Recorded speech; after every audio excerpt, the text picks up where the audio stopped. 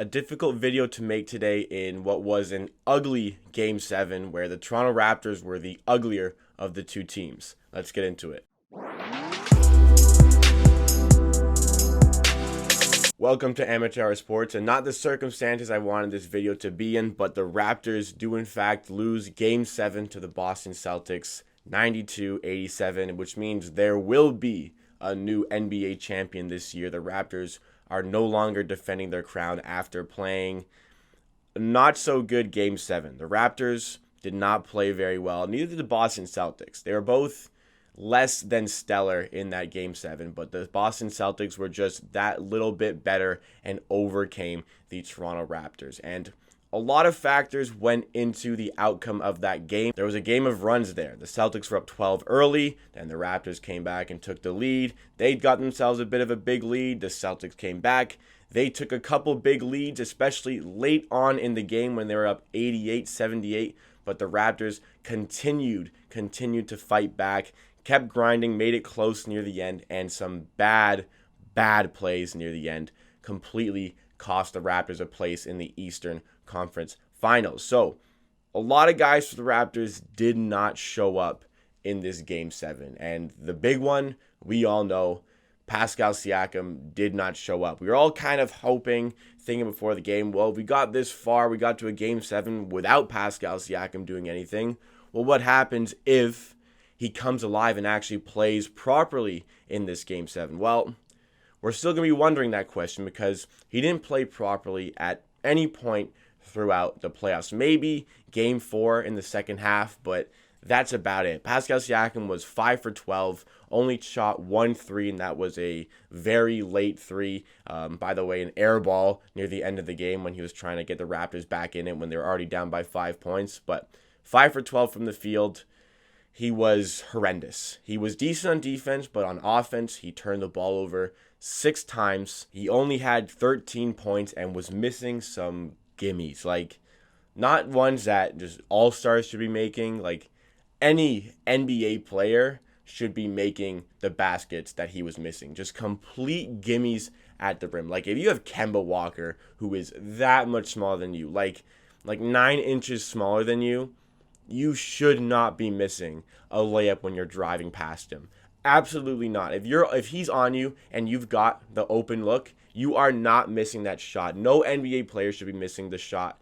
And Pascal Siakam missed him time after time. And down the stretch in the clutch, he continued to be a liability for the Raptors on offense, whether it's just missing easy shots, whether it's just making a forced attempt at the rim or turning the ball over. The turnovers just completely killed the Raptors. A lot of them came from Siakam, but there were a lot of them from other guys as well. It was a horrible game for ball retention for the Toronto Raptors. Another big name who just wasn't good in Game 7 was Marc Gasol. And he's had his struggles throughout the playoffs, but he really did not come to play in Game 7. He played 19 minutes. 19 minutes, that's it.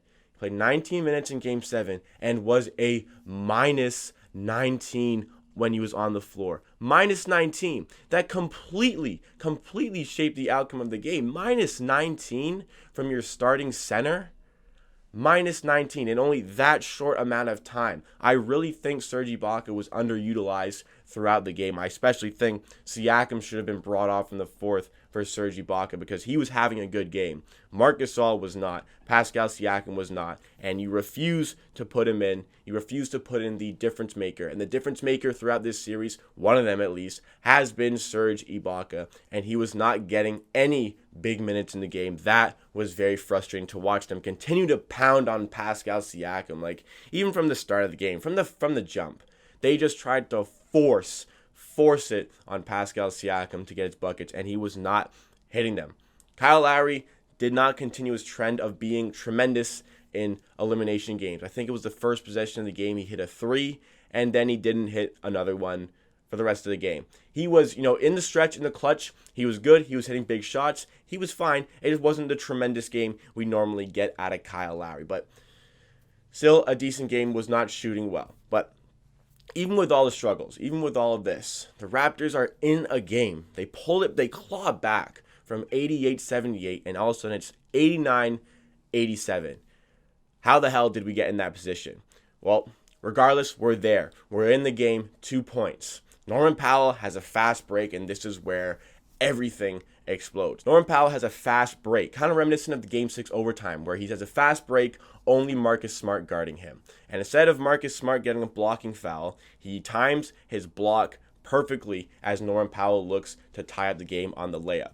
Now, a lot of people are faulting Norman Powell for how just he went up and it got blocked, but fair play to Marcus Smart. Like, the big-time player made the big-time play there because he stopped what would have been a tie game there with a tremendous block. If I'm Norman Powell, I'm absolutely going strong to the rim, trying to draw a foul, trying to draw something. Make Marcus Smart make the extraordinary play, and that is exactly what Marcus Smart did. I'm not going to blame Norman Powell for that play. I think he made the exact right decision, like he did in overtime, going for the tough layup. I think he made the exact right decision to go for that layup. Regardless, the Raptors are in a 2-point game. The Celtics come the other way. They get the stop, but they give up the offensive rebound to Grant Williams, who is fouled, and Kyle Lowry is out of the game with his 6th foul. For some stupid reason, they challenge a pretty open shut case there. It was a clear foul. They challenged it. They wasted a timeout. Regardless, they still had a timeout left. They challenged it. They wanted to keep their best player in the game. They didn't want the free throws, whatever. Grant Williams at the line. He misses the first. Raptors have a chance. Even if he makes it, it's a one-possession game. Misses the second, and Norman Powell, I will blame him for this, doesn't box out Jason Tatum, who was on the outside of the three-point line. Does not box him out, gives him an easy rebound, and fouls him. Now, Jason Tatum is at the line, so they just completely blew the lifeline, the miracle given by Grant Williams. It's still a 2-point game. They completely blow it, give up the offensive rebound. That's 2 offensive rebounds on back-to-back plays. Give it up to Grant Williams and to Jason Tatum. You got your stops, you got lucky on the free throws, and still could not get your rebound. Jason Tatum goes 1 for 1.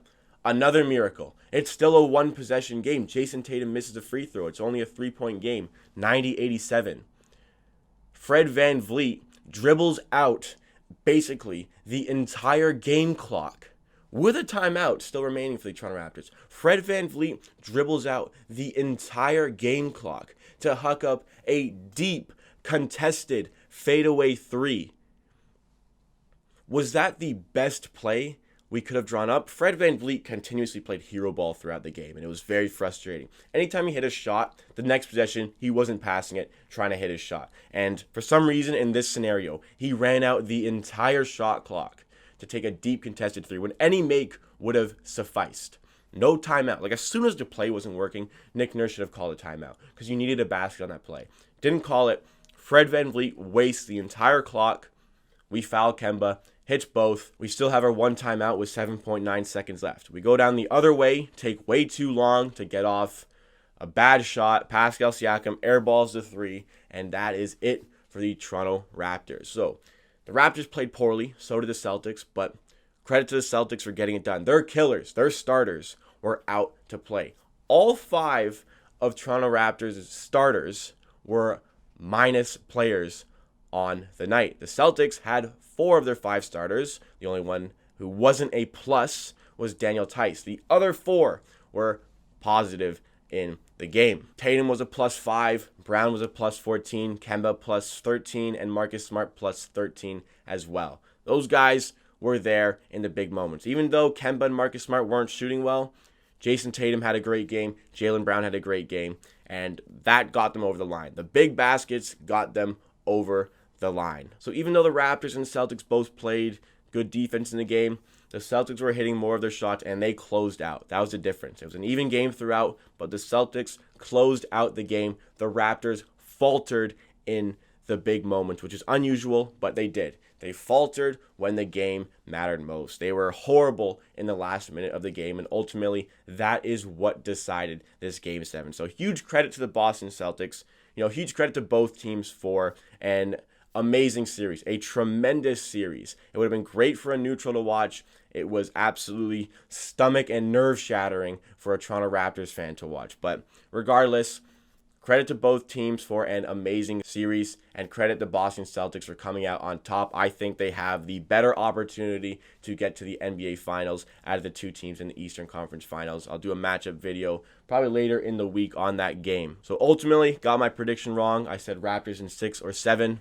Mostly was leaning on the 6. And if the Boston Celtics were to win, I said they would probably do it in 7, which they did, but got my prediction wrong, got the matchup wrong. Pascal Siakam did not show up in this series like I thought he would be. I thought he'd be the dominant force over the course of the series, but who could have foreseen what Pascal Siakam did in that series? Who could have foreseen what happened to him? Nobody really understands what is going on, but, I'm still going to support him. I know he'll bounce back. I know he'll be putting in the work in the gym to make it better next season. But to end off, Toronto Raptors, what a magical season.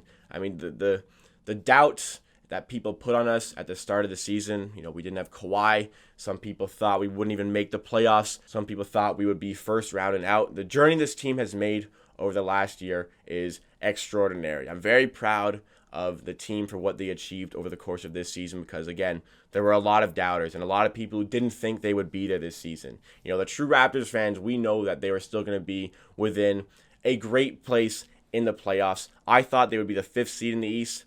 I could not have foreseen the greatest and best win percentage in Toronto Raptors franchise history, finishing 2nd in the East. It's a disappointing end, but I am very proud for all that they have achieved throughout this season. And any Raptors fan, obviously, we're very disappointed, but any Raptors fan can surely understand the journey this team has made from going from many people saying no playoffs back to lottery all the way here. We knew they were always good, but did we know that they were going to be this good? I don't think so. I think they will be back strong. I think that Masai Ujiri will work his magic in the offseason to prepare another competitive team. This is probably the last time we're going to see these guys together. It's definitely the last time. I think that's the last we see of Marc Gasol. I really, really hope that we get Serge Ibaka back. But again, decisions need to be made, and I hope that Masai Ujiri can do the best to put the best team out on the floor next season. So what a run for the Toronto Raptors. It comes to, a bitter end, but what a great season. What an enjoyable season to watch and be a part of for the Toronto Raptors. It was tremendous.